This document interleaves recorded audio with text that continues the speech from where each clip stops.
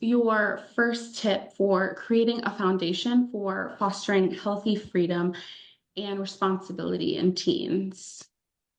Okay, so kind of, I guess, a precursor to even jumping into the tips is why are we talking about Yeah. responsibility and freedom? A lot of times I feel like the situations that get brought to my attention is there's an imbalance between responsibility and freedom.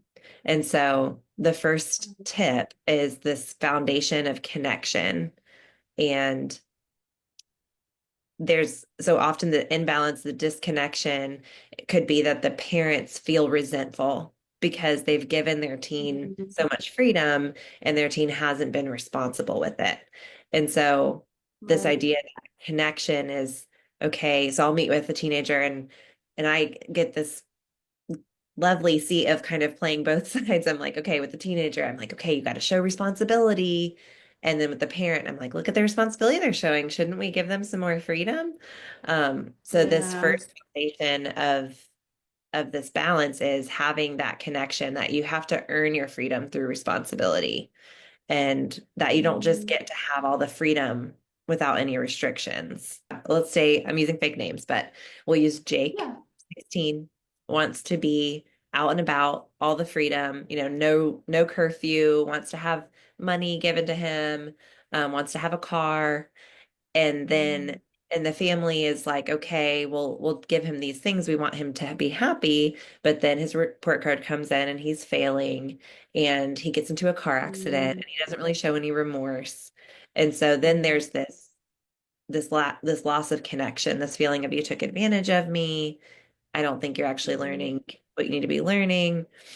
And so it becomes unmanageable, like entitlement.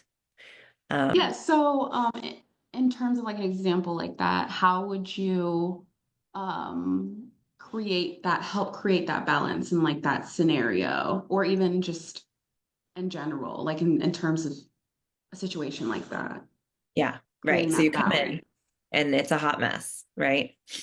And Mm. everybody's upset and everybody feels angry because the teen is frustrated because they didn't set these expectations from the beginning, Right. but now they're getting their freedoms taken away.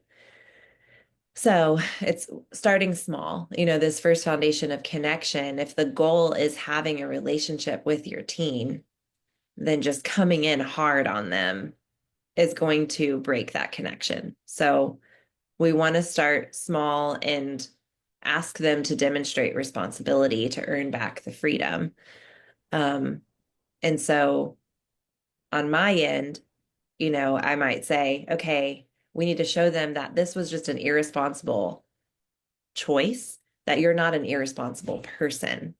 And over time, Mm. here, what can we be doing to show them that you are responsible? Like, okay, yes, your report card came back and it was low grades, but you've already worked out the points for your GPA and you know what you need to do and show them that plan. Maybe we haven't communicated that, or what have you been doing to, apologize to people who need it and those kind of things.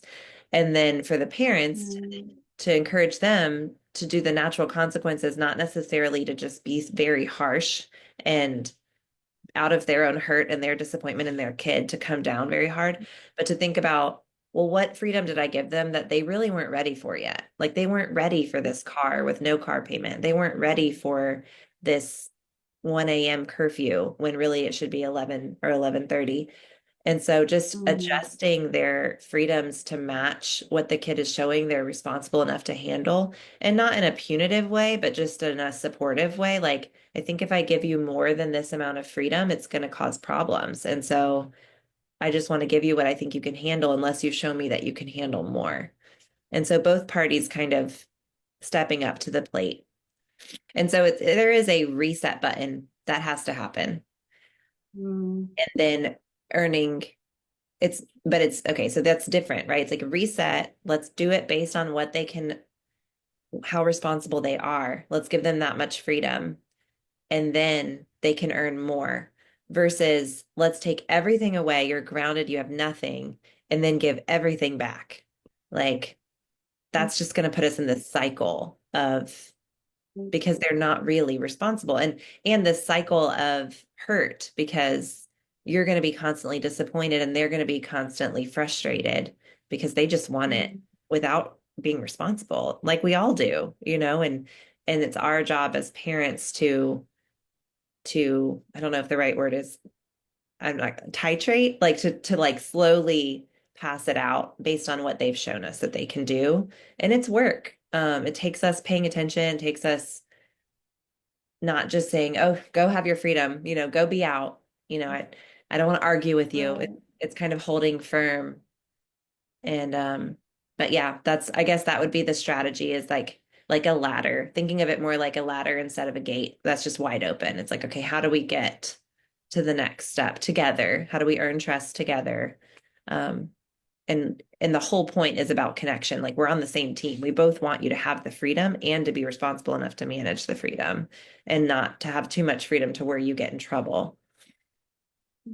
In that real world example of like helping Jake's mom, like after that scenario, and then Yeah. Jake as well, like what would you do for Yeah. them, or how would you work with them?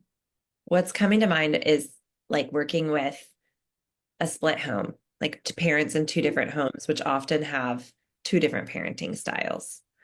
And so, on one hand, you might have the mom that is like, well, he was at dad's house when this happened, didn't happen at my house, so he can still have the freedoms that he had before at my house. And then you have dad who says, he's not going to disrespect me like that. I'm taking it all away. And Mm, then we yeah. have Jake in the middle who's like, well, then I just won't go to my dad's house, you know? And so Yeah. really learning.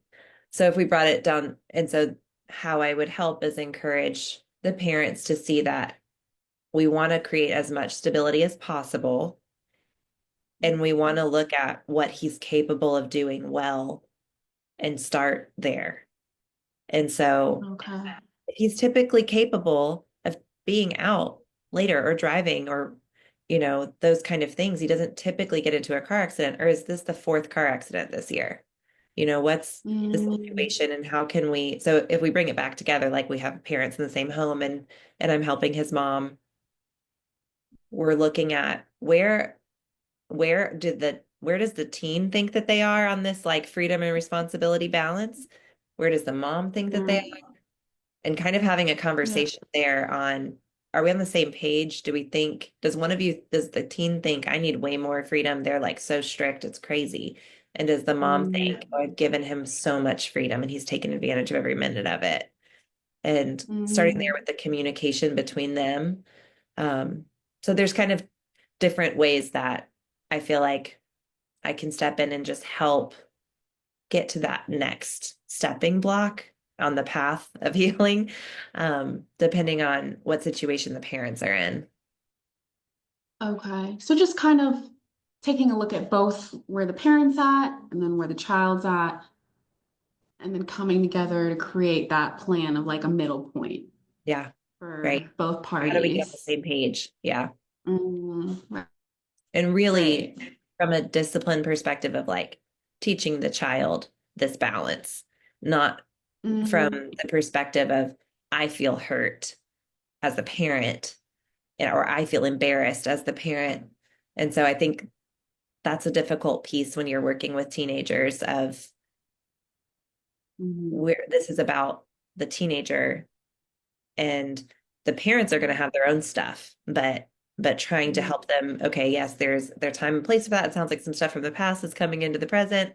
And we can process that. But right now, how do we help the teenager with this concept of them being responsible and how it's related to their freedom? The second foundation. So I was kind of coming with how, in terms of tips, like what I came up with sharing is if we have these foundations, these basic like understanding, then Hmm. we will have a balance.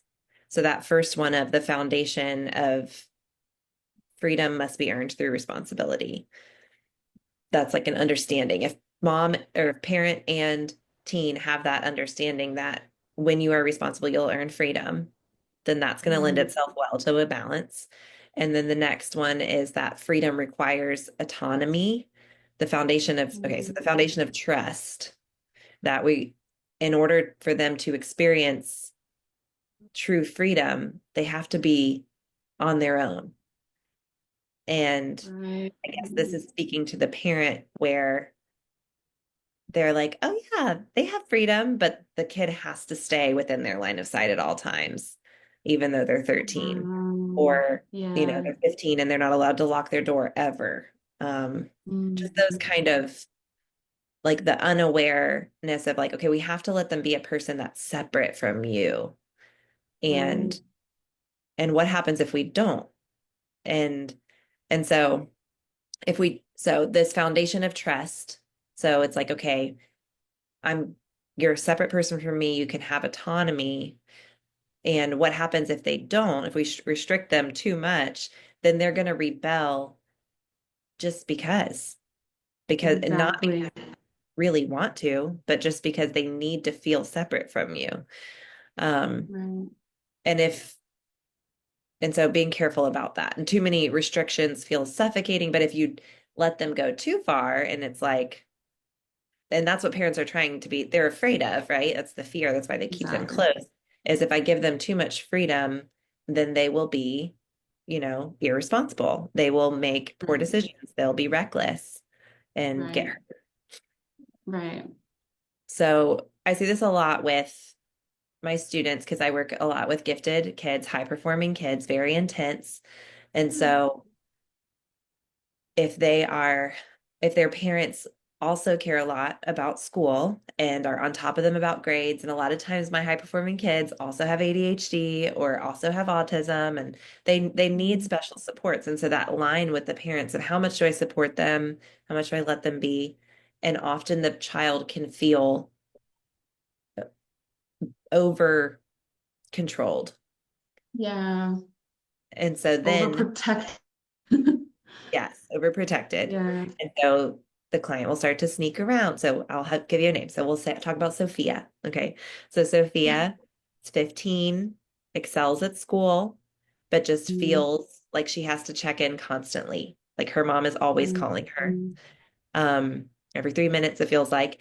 And everything she does is monitored and a little bit controlled. Like, oh, I'm feeling so stressed about this test. No, you're not. You're going to do fine. Or, oh, mm, I'm so disappointed mm, that I didn't get invited to that birthday party.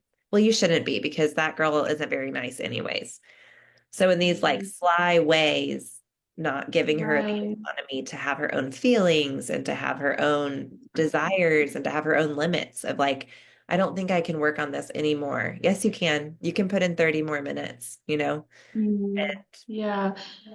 Yeah, that dismissive, the dismissive like tone. It's kind of like almost passive. real sly. Makes you Exactly, question yourself. yeah. Yeah. Right, exactly. Trust is what this foundation is, the foundation of trust. But it's when you feel Mhm. like your parent doesn't trust you to go to a party Exactly. and stay out of trouble, Exactly. then you lose your trust in the parent's like Mhm.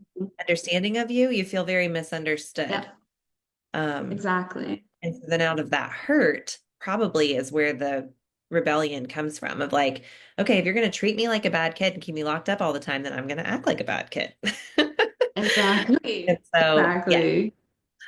so that definitely Yes. comes up where we look at and I draw a map. I don't know which way we want to go with it, but responsibility and freedom.